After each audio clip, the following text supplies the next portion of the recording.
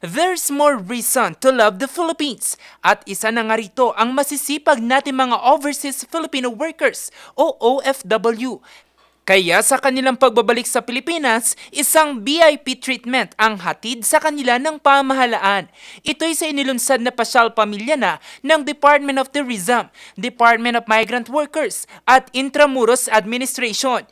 Dito, they will rediscover Philippine history and culture sa libreng guided tours at access sa Fort Santiago at Centro de Turismo.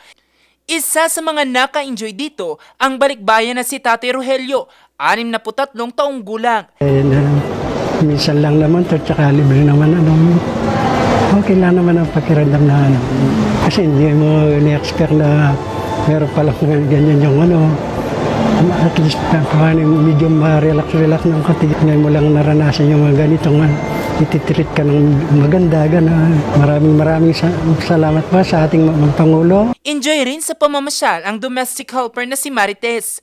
Ang dami nilang pina-experience sa amin na masaya. Yung kumbaga, kami, feel free kami ngayon. Ang sarap ng pakiramdam kasi parang ngayon lang ako nakalaya. Na masarap pala magpasyal-pasyal. Kaya pag umuwi ka talaga ng Pilipinas, ramdam mo na pamilya mo to. Talagang sarili mong bayan to. Ang programa, bahagi ng pagkilala ng pamahalaan sa kontribusyon ng mga OFW.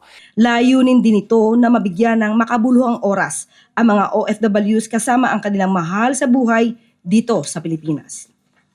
Ayon kay DOT Secretary Dita Angara Matay, ang programa ay bahagi ng pagdiriwang ng National Migrant Workers Day tuwing Hunyo. Ang pasyal pamilya na ay magtatagal hanggang sa May 31. Bukas ito sa lahat ng OFW at returning migrant workers. Maaari silang magsama ng 4 na individual basta't may papakita lamang nila ang Valid Overseas Employment Certificate o OWA Membership ID.